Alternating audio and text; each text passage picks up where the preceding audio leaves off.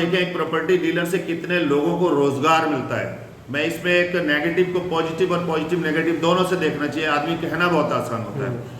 एक property dealer जब एक व्यवसाय करता है तो सबसे पहले उस किसान को पैसा मिलता है जो गेहूं बो रहा था बेशक, लेकिन अब उससे फसल पैदा नहीं हो रही है। प्रॉपर्टी डीलर जब काम करता है, जमीन सेल करता है, तो वहां पर तमाम लोगों को, छोटे से लेके बड़े लोगों को उस पर काम करने का अवसर भी मिलता है और उससे भी लोग, तमाम लोग धीरे धीरे रोजगार कमा के आगे बढ़ते हैं।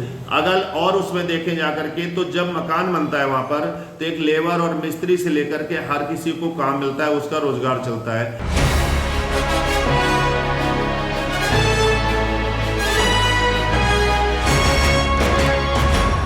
बिल्डरों व प्रॉपर्टी डीलरों की बुराई अक्सर लोगों द्वारा की जाती है। बिल्डरों पर आरोप लगता है कि वे कौड़ियों के भाव किसानों से जमीन खरीदकर मोटी रकम में ग्राहकों को बेचते हैं और बाद में ग्राहकों के मकान पर बुलडोजर सितम ढाने लगता है। लेकिन 3 बार के निगम पार्षद, भारतीय जनता पार्टी के जिला महामंत्री गुलाब सिंह राठौर ने बिल्डरों की जबरदस्त तारीफ करते हुए कहा कि बिल्डर रोजगार का हब होता है। बिल्डरों की वजह से न जाने कितने लोगों के रोजगार चलते हैं।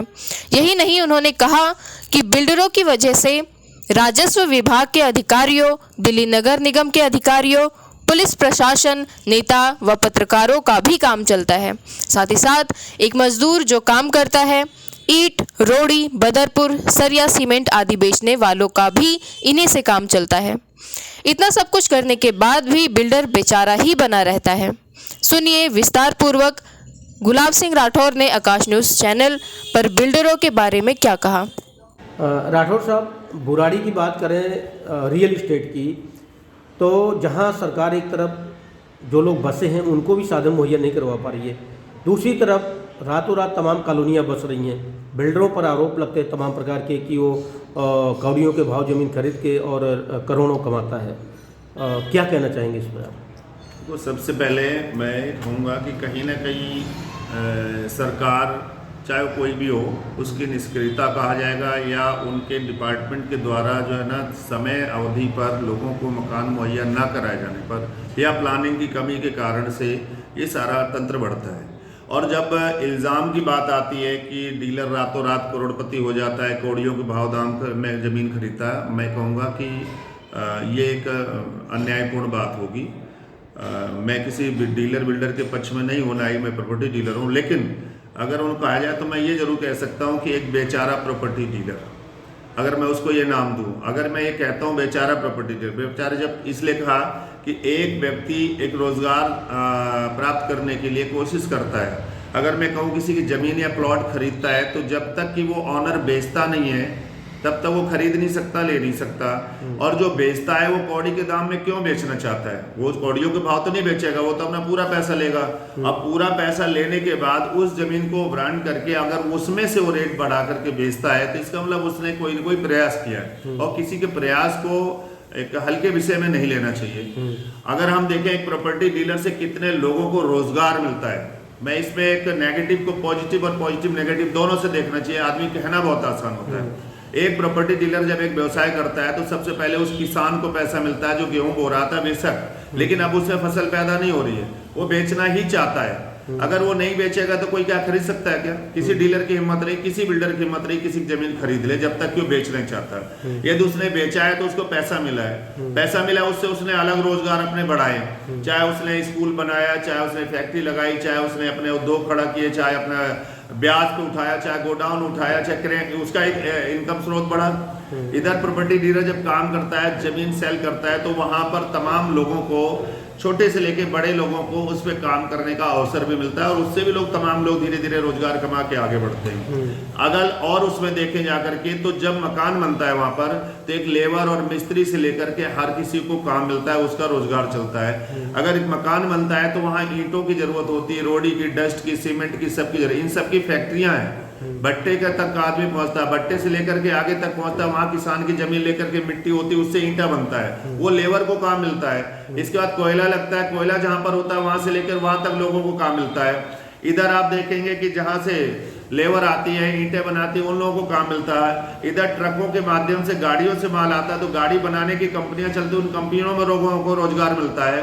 तेल कंपनियां काम करती क्योंकि तेल और सीएनजी खर्च होता है, उनमें रोजगार मिलता है। आप एक चीज नहीं है, अनेक प्रकार देखेंगे, एक पॉइंट जहां से शुरू होता है और कितने लोगों को रोजगार मिलता है। आगे देखेंगे कि जब वहां लोग रहेंगे, आखिर लोगों को क्यों अपना प्लॉट अलग से लेना पड़ रहा है। यदि गवर्नमेंट अपने फ्लैट बना के टाइम से दे दे, लोगों को आवास योजना के तहत बना के देना शुरू कर दे, मुझे नहीं लग रहा कोई इतने पैसे लगाने की जरूरत है या कोई खरीदेगा।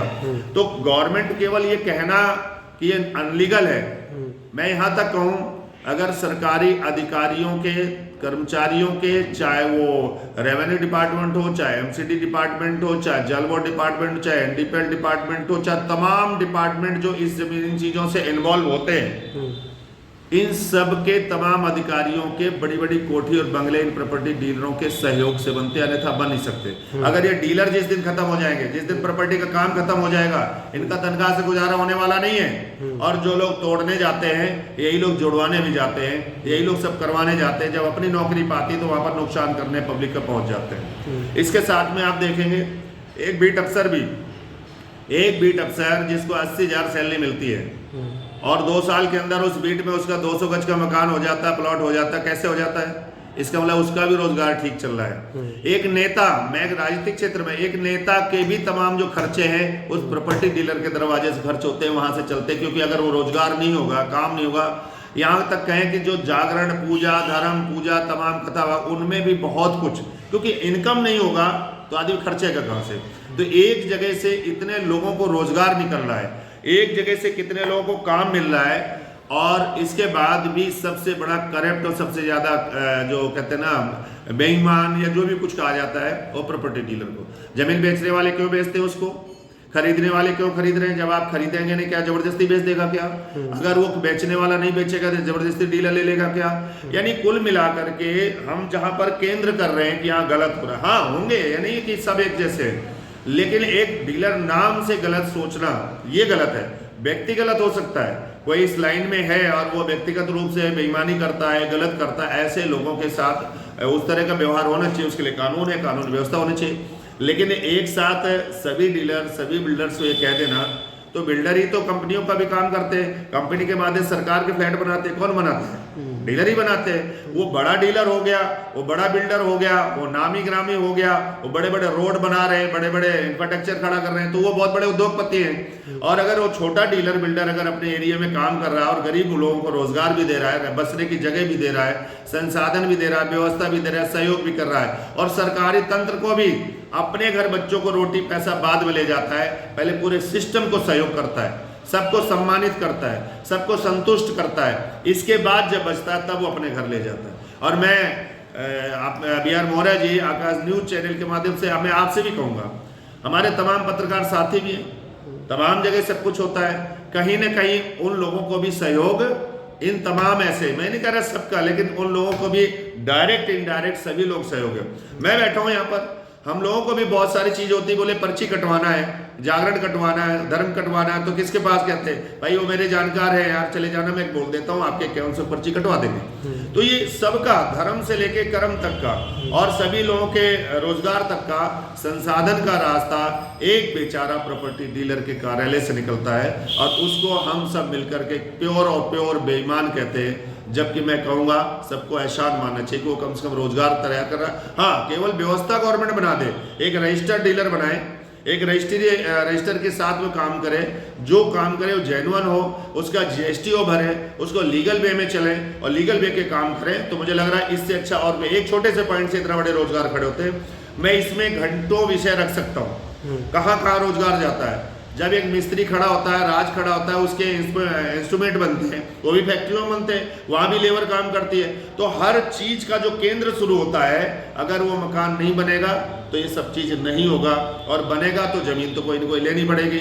एक साथ कोई बीघों में जमीन नहीं ले सकते। एक 25 गज लेने वाला व्यक्ति वो कौन दे सकता है? एक डीलर ही लेगा जमीन हजारों बीघे में, और उसको लेके अगर 25-50 गज दे रहा, रहने बसने की जगह दे रही, तो गवर्नमेंट को इस पर सोचना चाहिए, सरकार को चिंतन करना चाहिए कि आखिर हम फेल हो रहे हैं और ये लोग कम से कम रोजगार दे रहे हैं, तो इनको हमें सहयोग करना चाहिए। बहुत बहुत धन्यवाद। सर, सरकार में तो आपकी पार्टी भी बैठी है, केंद्र में बैठी है, पिछले 15 सालों तक MCD में रही है, क्यों नहीं कोई नीति अभी तक दिल्ली में नगर निगम एक स्वायत्त संस्था है और स्टेट गवर्नमेंट हमेशा उसका एक लीड होती है।